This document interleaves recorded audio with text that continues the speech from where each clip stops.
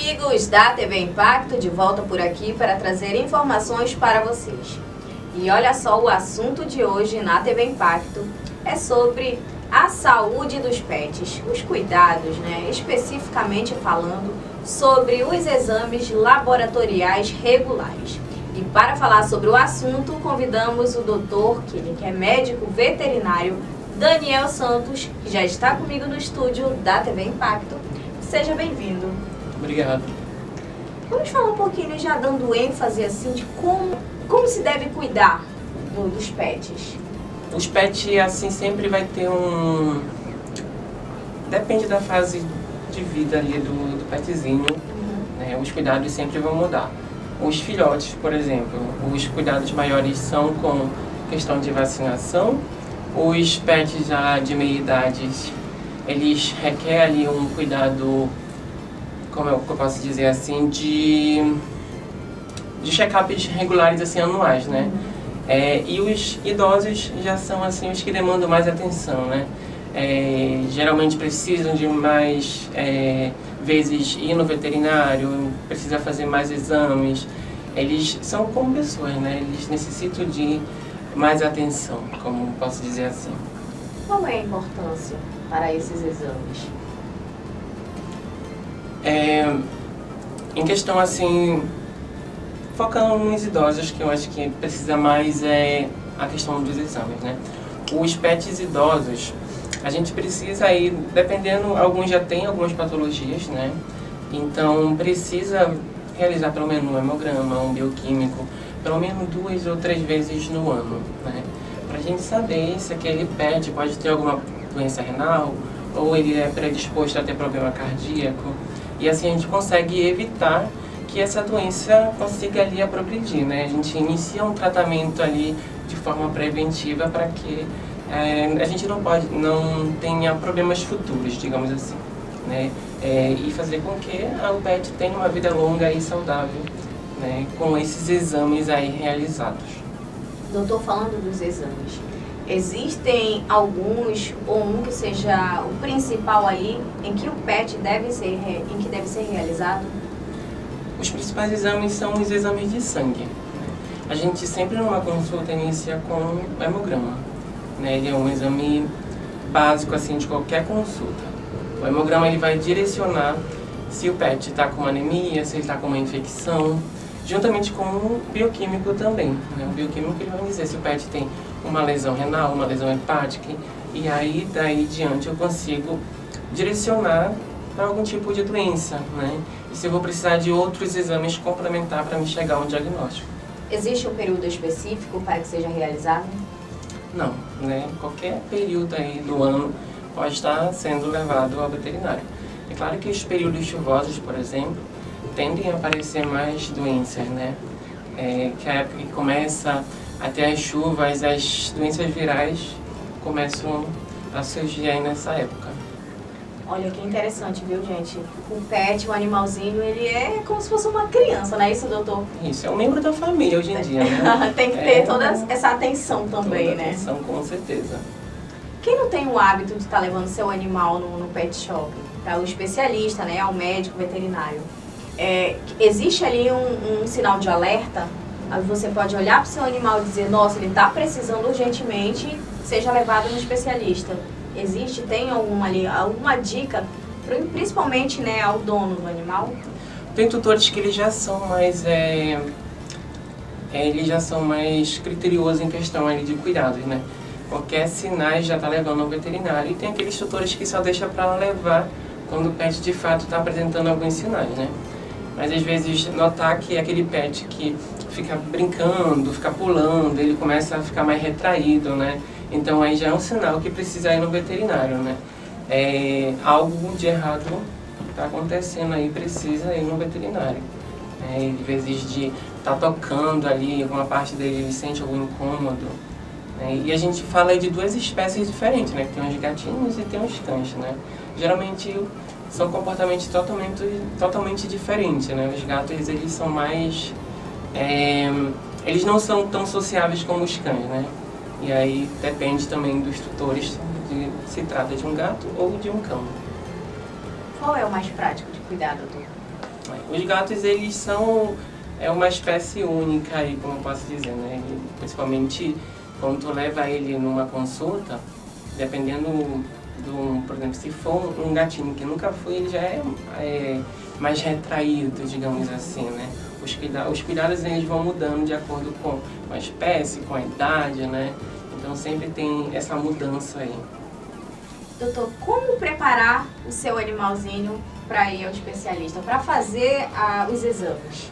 Fazer uma consulta de rotina, né? Uma avaliação. E já ir focado também nessa parte dos exames, né? Tem a agulha também. Como é que o tutor pode fazer? Voltando aí também, são duas, novamente, eu gosto sempre de falar, porque a gente trabalha comparação com públicos tanto de animais pequenos aí, com duas espécies diferentes, gatos e cães, né? E eles têm hábitos totalmente diferentes, né?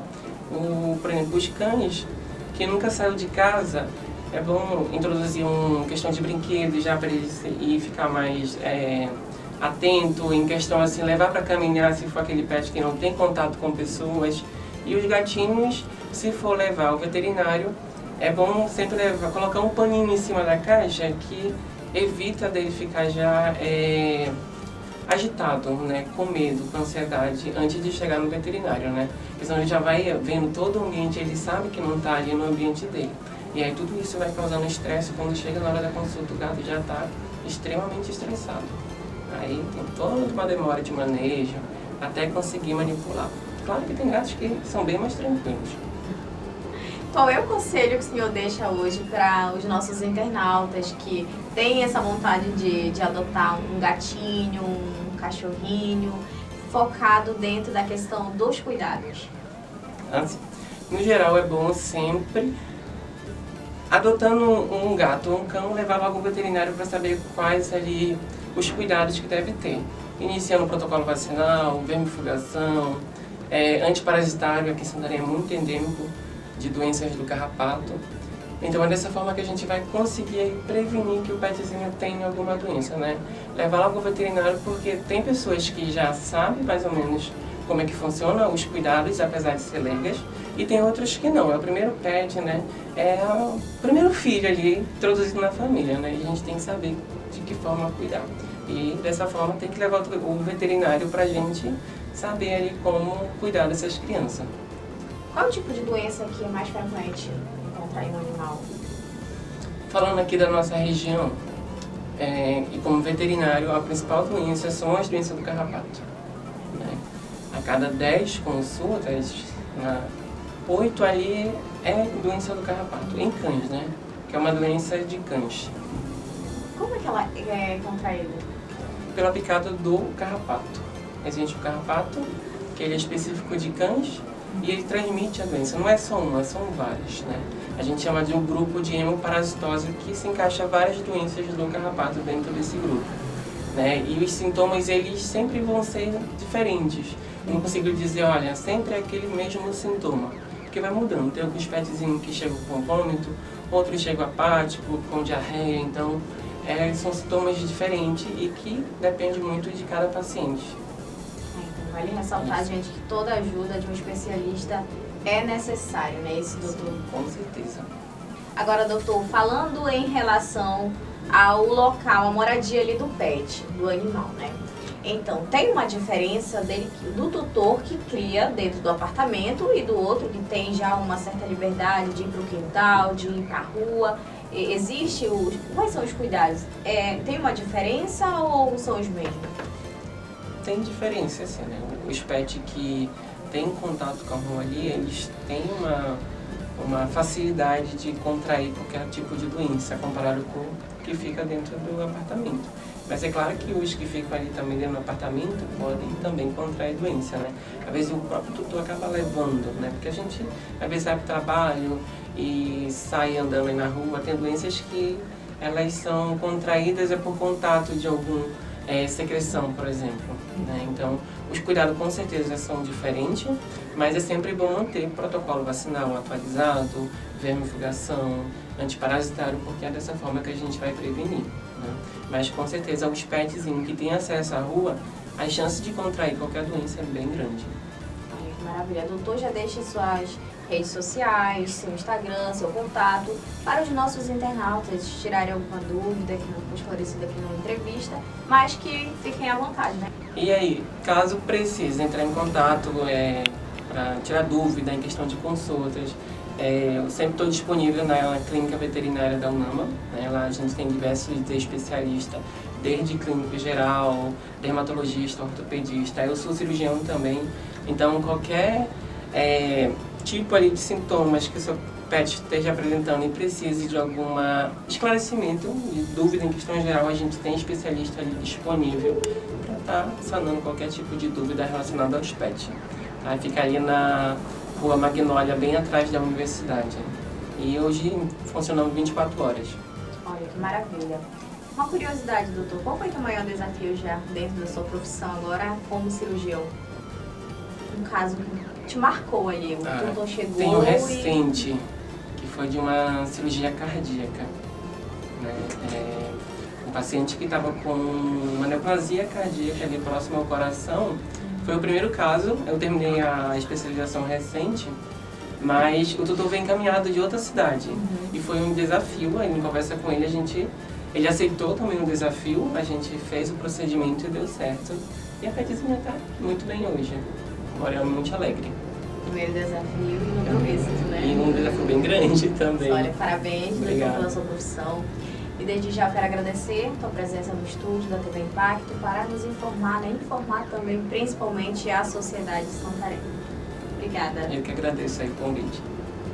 E você de casa, curta, comente, compartilhe e até a próxima.